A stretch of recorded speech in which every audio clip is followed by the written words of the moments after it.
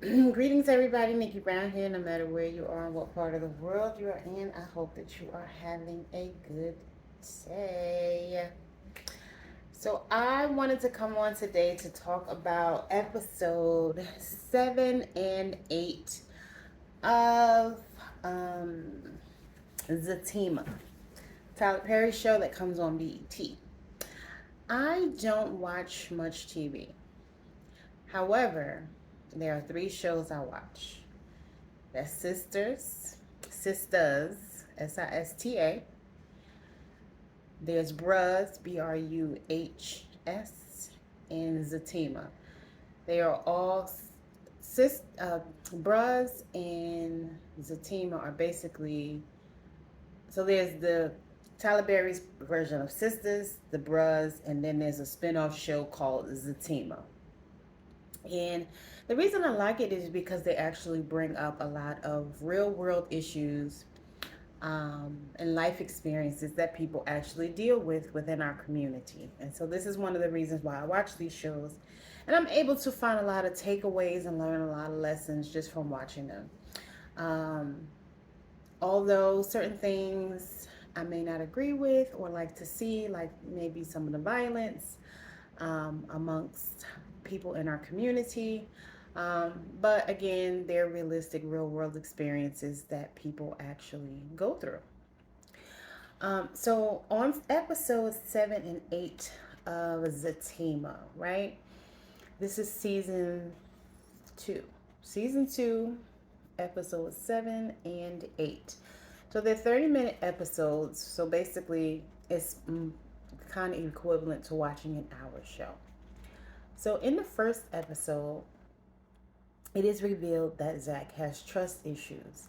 He has a therapist that is introduced to the equation, and he has dinner with Zach, Fatima, her friend, and her friend's friend, right? Um, and comes to find out her girlfriend's boyfriend or ex-boyfriend is bisexual, basically. And he misinterpreted um,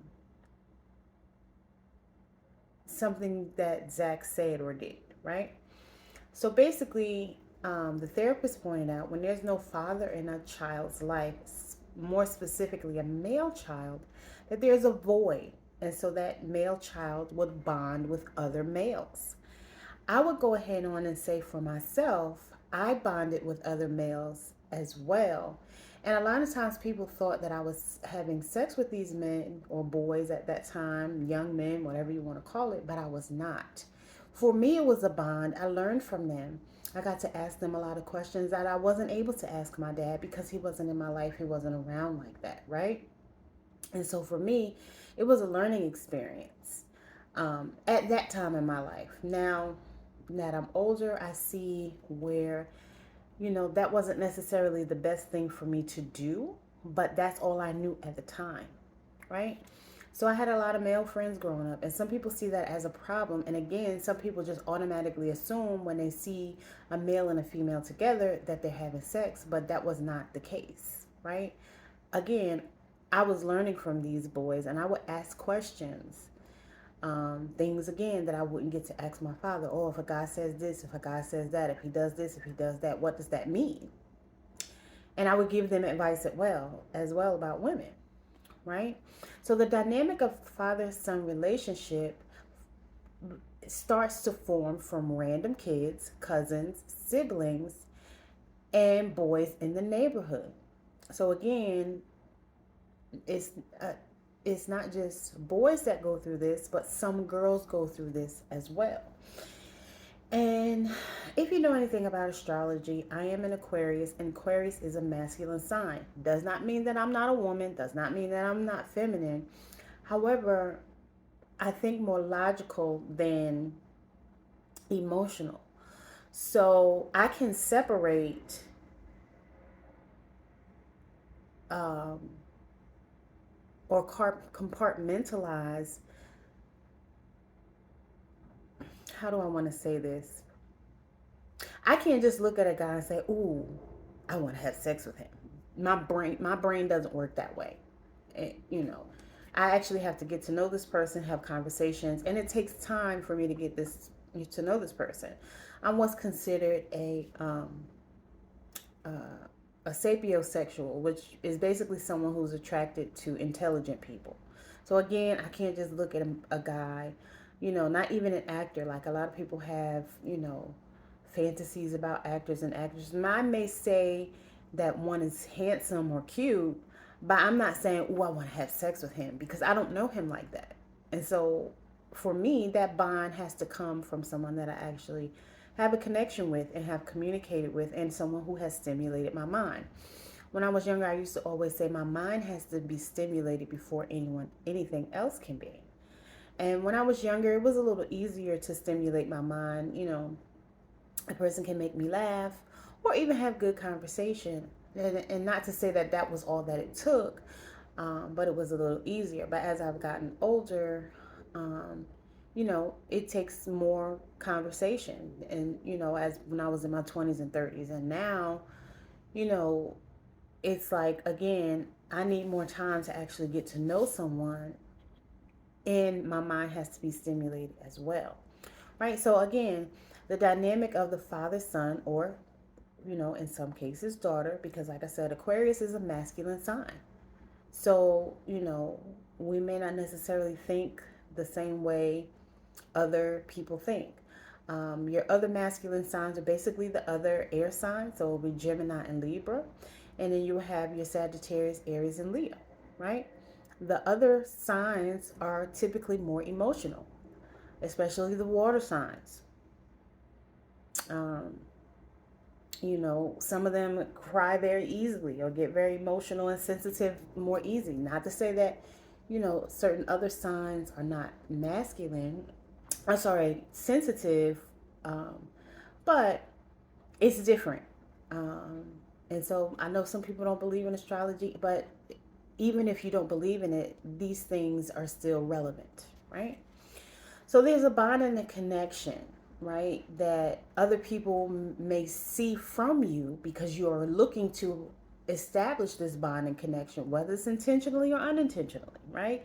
You didn't have this bond and connection growing up, so you're looking to establish this bond and connection, as you meet people, more specifically men, if your father was not present.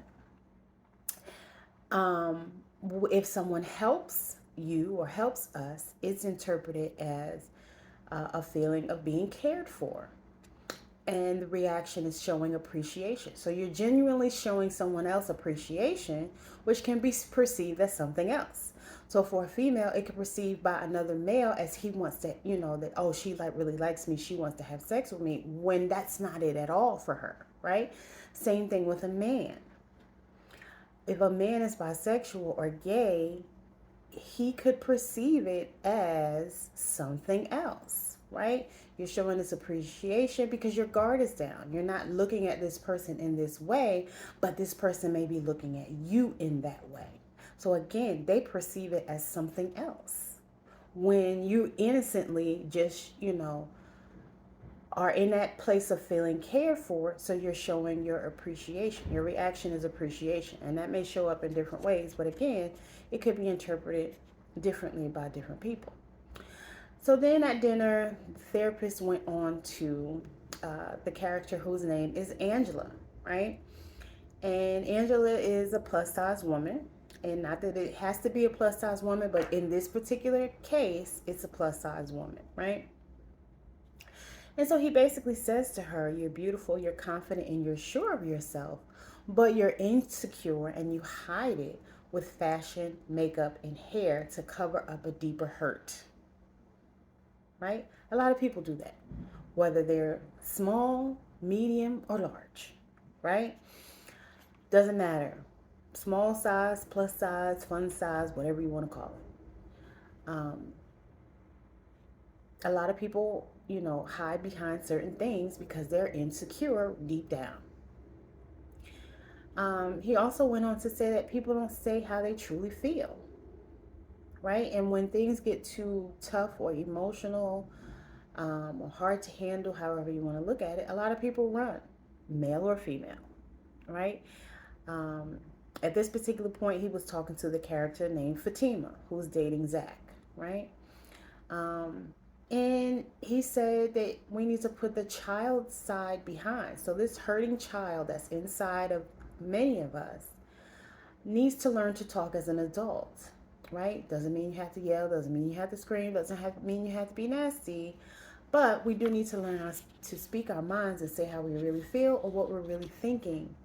And the person that we're talking to needs to be able to receive that feedback. You know, sometimes it's constructive criticism, um, and sometimes it's not, right? But a lot of people can't even take um, anyone saying anything to them about it. They want people to pretend that what they're doing or saying is not happening, or that it's okay, and just deal with it. And some people are not going to do that. They're not going to pretend or ignore the elephant in the room, so to speak, right? Because a lot of people, like I had somebody recently say, "Oh, I don't let anybody get close to me." So why are you dating? If you don't want to get close to anybody, why are you dating? Right? You should just say, "I don't want to get close to anybody. I just want to have fun." Because that's your truth. And you shouldn't try to lead people on or make someone think that it's going to be anything other than you protecting yourself and having your guard up and not allowing yourself to get close to anybody. But that's baggage. And a lot of people don't realize they have a lot of baggage. And most of their baggage comes from their childhood, right? Um, then it went to back to Zach, right? And Zach's mom is a drug addict who would basically abandon and reject him, right? She would go out. He feels like she chose drugs over him, right? So now she's high, she's drunk, she's all beat up, bruised, and, he had to take her to the hospital. So Fatima comes to the hospital and he doesn't really want to talk to her, right? He feels embarrassed. Like, you know, this is not the Leave It to Beaver mom, right? This is a mom who's very untraditional, right? She's not baking cookies. She's not giving good advice. She's somewhere getting high, hanging out in the street, and, doing whatever she needs to do to get some money to keep getting high type of mom, right? So he's embarrassed, and, you know, his mom is like the total opposite of that. And so he doesn't want her to see or hear about his mom because it's really seen as very taboo to talk about your mom, right? Because this is your mom, you only get one mom, and all of these different things that people say, but they don't want to tell the truth about, everybody didn't have a good mom. And that's just period, point blank, end of discussion. Not to say that this is a bad person, because one of the characters said, "Oh, your mom used to make me people laugh," and he's basically, Zach's character basically said, "Don't try to sweep it under the rug like she was the best person. No, she was fucked up." Right? And excuse my French if you don't like cursing, but we're just going, as Ian Levan Sant would say, we just gonna call a thing a thing. Right? Don't try to, "Oh yeah, she was funny." Like, my mom is funny too. Right? But that does not negate the things that she did. Her friends would ask her all the time, because I was there and I would hear them ask, "Why do you treat Nikki that way?" Right? And I was a little girl, but I remember because I know how I was treated. But when you grow up with a mom who, I'm not going to say who chooses drugs, because we don't know what happened in their life to make them go to drugs, right? But when you have a mom that is, or even a dad who has that lifestyle, it doesn't feel good, right? And a lot of times they were maybe with a spouse who didn't want them, or cheated on them, or something happened, and so although they produced a love child out of the situation, they no longer want that child, right? And I've told this story before, and not for sympathy or anything like that, but again, just calling a thing a thing. When I was probably about 7 years old, she said the only reason she kept me is because she waited too late to tell her parents that she couldn't get an abortion, and she treated me accordingly. Right? So this is pretty much similar to what Zach's character was like, right? And again, this is not to, I'm not gonna lie. I'm gonna tell the truth, right? Um, a lot of people feel like it's taboo. You shouldn't just talk about these things, but sometimes it's good to talk about things. And I really appreciate the fact that this truth has come out in this show, right? I think that people should talk about it and stop trying to lie and hide and make like everything is okay, because a lot of people, they may be there for their parents, mom, dad, whoever it is, but they're resentful of it. Because 9 times out of 10, a lot of those parents are still that way. Either they were very mean, or they're doing some type of drugs, alcohol, they gamble. Um, maybe, those shows like My 600-Pound Life, they have, you know, they're emotional eaters. Because again, we don't know what happened to them as children, but this was their way of covering up, hiding it, or trying not to think about it by replacing the, not wanting to talk about their emotions and replacing it with something else. In the meantime, they're burying it down deeper and deeper and trying to cover it up with the food, the gambling, the alcohol, the drugs, or whatever it is that their vice of choice is, right? Um,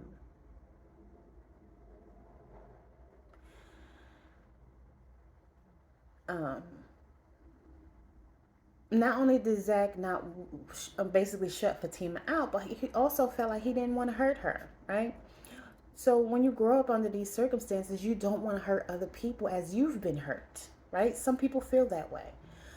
Some people repeat the same behavior, but some people rebel against it or do their best to be the total opposite. Sometimes it works and sometimes it doesn't, because if you were raised in this environment, you don't know what you don't know, right?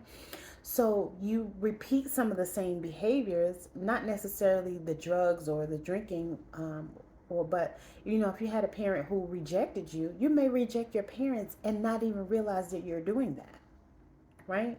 I sorry, you may reject your children and not realize that you're doing that. Mother father relationships are important, right? And as you grow up or as you get older, you may find that, because this is one of the other things he pointed out. He was like, you at one point in time you felt like your life was great, right? And then it just went to hell. And he asked Zach, so when was your first memory of that? And Zach said 7. So basically, since he was 7 years old, and his character is, I think, in his 30s at this point. So for basically 20 some odd over 30 years, his life has constantly gone from great to hell, right? Because this is how he was raised. Because you'll have good thoughts and you'll be on a high, and then it just, goes down, because there's a constant feeling of, well, it's going to go away. And so when you have those thoughts that it's going to go away, it goes away, right? Again, this could be subconscious, unconscious memories that keep repeating themselves in your life because you don't realize that those thoughts are becoming things in your life. This is the law of attraction, right? He said he'll make money and then lose money, right? He'll be doing well and then all of a sudden he'll lack confidence, and again, it goes away, right? Not that you want it to go away, but it just kind of goes away.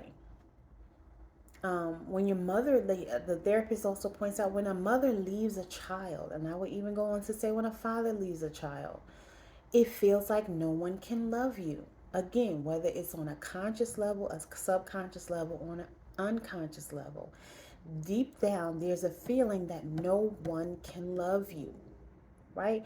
And a parent can be physically present, right?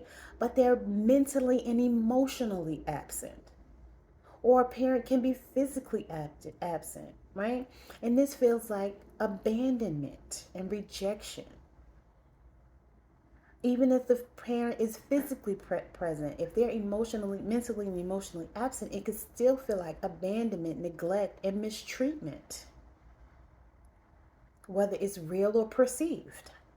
And again, even if the child can't articulate these words, even if the adult can't articulate these words, or even express those feelings, the feeling is still there. It exists within the DNA, right? And a lot of people say this goes back to, it goes back generations of being rejected or abandoned in one way or another, right? This rejection can lead to sabotage or self-sabotage. It's like when things go great, we have a tendency to sabotage or self-sabotage with words or actions, right? Without realizing it sometimes. This is not always intentional, right? And then the person that you're dealing with, they 9 times out of 10, especially if they've not taken any type of psychology courses or anything, they don't recognize that that's what you're doing. You don't even recognize that that's what you're doing, right? Sometimes people do recognize what they're doing and they do it intentionally because they feel like this person is going to abandon me, this person is going to reject me, this person is going to hurt me, so I'm going to do something to hurt them before they hurt me. Or I'm going to dismiss this person from my life before they dismiss me or hurt me or abandon me or reject me, right? Because at some point in time, the feeling is, or the thought is, at some point in time, this good thing is going to come to an end. So when things go great, you expect them to end. Right? This is what happens when there's an absent parent. Whether again it's physically absent or mentally and emotionally. And in some cases it's both parents. Because in my case it was both parents. My father was physically absent and my mom was mentally and emotionally absent. And so I got it on both ends. And again, you unknowingly bring that into relationships, friendships later on in life. The feeling is you're not good enough, right? And this is again something that the therapist pointed out. You feel like you're not good enough or you're unworthy of good things, right? Because again, when a mother doesn't love you or when a mother rejects or abandons you, who else is going to love you? Right? One of the things we have to do is change our thoughts or ruin our lives. Meditation really does help. Affirmations really do help. But at a certain point, you may start to doubt those too. Or you may procrastinate about meditating or procrastinate about reciting your affirmations or journaling or whatever it is that you've been doing to heal. Right? Because again, deep down, all the good things in your life are going to come to an end. So you either have to change your thoughts or you're going to ruin all the good things that come into your life. And that's just the reality of the situation, right? Some people use sexual fulfillment, right, to try to fill that void. Because again, like I said in the beginning, there's a void there. But that sexual fulfillment only makes you feel empty after, right? Or that emotional eating makes you feel like a slob or a pig or like you're fat or again, you're unworthy and undeserving, right? So you're just basically abusing your own self with food, with alcohol, with sex, with shopping, with gambling, right? These are examples of the things that people do to self-sabotage. These are the things that ruin people's lives. People are, especially with food, because we have to eat, right? And so this person may be overspending on food.